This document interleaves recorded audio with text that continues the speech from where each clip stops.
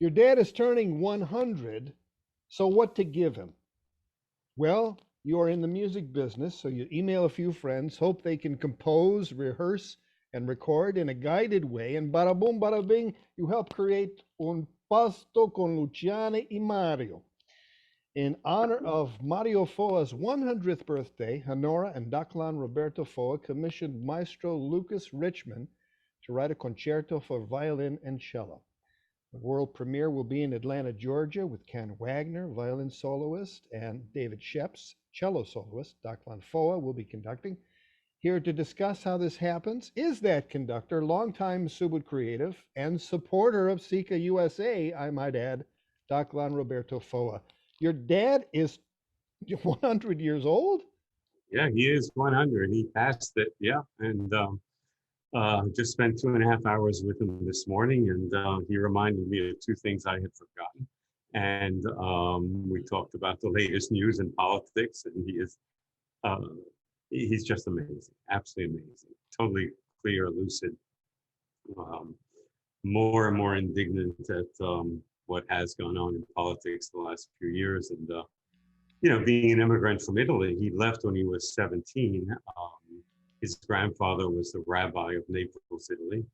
And, being Jews, thankfully in Naples, which was probably one of the last places that the Nazis occupied for a very short period of time before the Americans started coming up through Sicily and then took over Naples. But they had to hide the family. There were 5 brothers and my grandmother. My grandfather was in Ethiopia trying to get some work as an Italian colony. Dad came over, and he knows what it's like to be welcomed as an immigrant, welcomed as a Jew, welcomed as an Italian, even though Italy were the enemies. So he's always loved this country, but he's pretty shocked what's going on now. But he is amazing. He's current on everything. And so Honora and I decided to commission a piece in honor of him and my mother, my late mother, Luciana. I didn't send out emails to several people, just one person. And that was Lucas Richman, our dear Subud brother, composer, conductor, buddy, wonderful brother of mine. And there was no doubt that was the person we wanted to write the piece. And and so we sort of talked about it for a while. And at a certain point, he said, well, I really got to see where your mom and dad are from, get a feeling of the places, He had not spent any time in Naples, where my dad was from, very little time when he was young in Rome. So, nothing wrong with spending 3 weeks in Italy together, Honora, Lucas, and myself.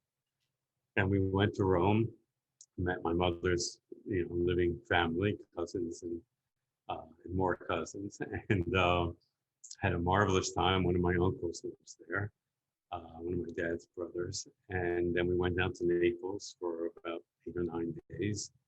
And again, he must have met 35, 40 relatives, eaten together with us at every place. And we had a blast and walked the streets of Naples and Rome, and had them feel what it was like to be part of the Foah or the Levy families.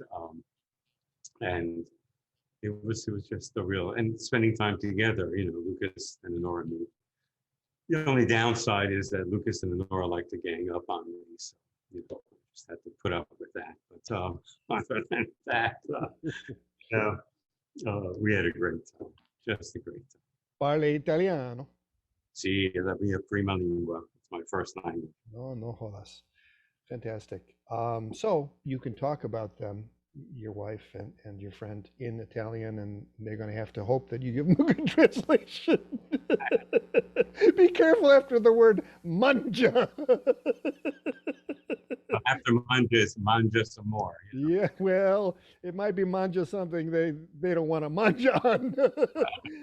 I grew up in Chicago with paisanos, so Gino Pizzolini, and I could go on and on with some of the things they said. So my Italian is not for public consumption. I won't say anything more in Italian. How long were your parents married? Let's see. We together with my mom, she was still around when we celebrated their 60th anniversary. They then had their 61st, and then my mom got ill and passed. So 61 years, and dad sometimes hears about these couples that after, a year they separate. Every instance is different, but he said, well, mom and I threw a couple of things at the wall, but that was it. Yeah, that was amazing. My mom was an artist, a painter, a fine art painter, designed jewelry for some very famous opera singers. And, yeah, she was really something else. It was great. And the composition, and really you should talk to Lucas about this too, is really the voice of my mother is played through the violin, and the voice of my father is played through the cello. And and it goes back and forth. It's interwoven. There are different themes. And Lucas did a brilliant thing. And you might want to put the link on this, with whatever. I think you have it. Lucas's explanation. But at one point, he and Dad were in constant contact. It was really lovely. Whenever Lucas came down, he'd spend hours with my father. He called my dad up and he said, how did you call Luciana? And so he'd say, Luciana. And that became one of the themes. And he said, and how did your wife call you? Mario. And so that became the other theme. It's absolutely beautiful. It's just lovely. That sounds like a method I've heard from Steve Reich, Mm. taking the voices, the tones, the rhythm of that, creating from that. Yeah, absolutely. Yeah. Absolutely.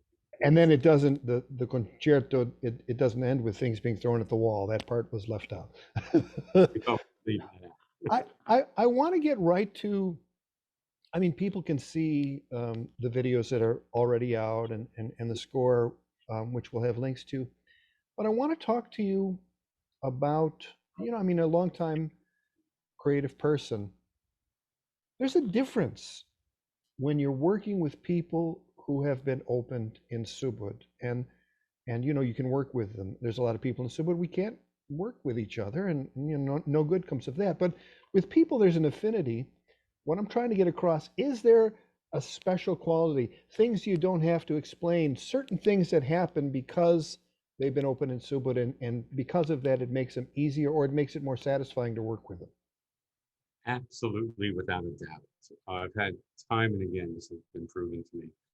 Once a very, very dear friend of mine, another old-time Subud member, said to me, he said, Dahlan, you need three things to make you really happy in your work. And that is a large project, an international project, and it has to be with Subud people. And, I've worked 4.5 years on the Nugraha. I've worked 3.5 years on Project Sunrise. I've worked on countless other Subud projects here and there.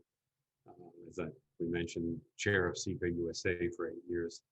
And, once a dear Subud brother came down, we were told we had to meet each other, would be great.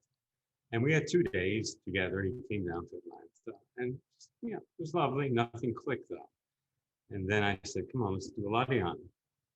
And after Ladian, he extended his stay by 5 days, and we ended up doing some projects together. There was just some breathing space opened up, some door opened up, whatever it was, our interconnection. It wasn't overt, but it was absolutely beautiful. And over and over again, I've just been drawn to those projects. I'm on the board of Atalanta in Crestone, and now we're working with Sushila Dharma, and we're working with the Human Force, and hopefully we'll be working with the S-Quest. And it just, there is plenty within Subud, I mean, more than plenty, to do some amazing things. And, we just have to do it, get on with it. And yes, there is something special, to answer your original question. Did your father, was he the one who instilled in you a love of music? Interesting. I would have thought so, but many years ago we had a regional gathering in North Carolina, in Charlotte. No, in Asheville, North Carolina, and it was nice. We had about 30 people. It was lovely, and one of the international helpers was there, and Murray Clapham, who's now gone, and he had just come back from a trip with Ibu Rahayu in Vietnam. And he said, "There's this great test you have to do." And he said, "Everybody separate men and women, go in and test what the gift was that your mother gave you and what is the gift your father gave you." And so we did. And I received that the gift my mother gave me was a love of art, music, painting, sculpture, architecture, light. And the gifts my father gave me was the love of God, which was interesting because he has never had any time once he left Italy for, religious activities, synagogue and so on, because as we were saying before the interview, it was always so materialistic in what he encountered in America. And it wasn't his grandfather who was the head rabbi of Naples, and what a difference, in his image of what a rabbi is. When it was his grandfather, he was a beautiful, beautiful human being from what I've heard. And the amazing thing is, we all came out of the 2 testing sessions, and the women were all laughing and hugging, and all the men were just weeping. It was amazing. It was really quite touching. Yeah. I think I got a little bit of the test when you were talking about it. Yeah. Well, I read the web page, and there were certain categories of music that you put this effort in. Socially distanced music, concerti and masterworks. It's a whole new category. I did not do that. That was the publisher of the article who did that. There are all sorts of ridiculous relations to other places. But yeah, no, it stands on its own. That's another thing, is that Lucas, I've followed him and his music and his parents for many, many years. And, Lucas and I have become really close friends, extremely close friends. And he's my mentor, and he's younger than me. So we and Honora have just watched him just break through barrier after barrier. And, he had the world premiere of his first symphony about 1.5 years, 2 years ago. We went to that. And this piece is another breakthrough, in my opinion. I told him I don't want anything that sounds like Lucas Richman. And it is all new material, and it's so exciting and so beautiful. And now he's working on a violin concerto, which you take a look at. And, you should tell people about that too. I'll let him tell you about it. I'm really grateful for your time. I'm really grateful for your commitment to Subud and how much you've given to Subud. Grateful for your contribution to SICA-USA too, and your understanding of the complexities of the job of being chair. So I appreciate that. And I look forward to our paths crossing again soon. Thanks for your time today. Listen, thank you, bro, for all the work you do. I know it's a lot of work, and it's just a lot of work. I know that. Thank you. Thank you.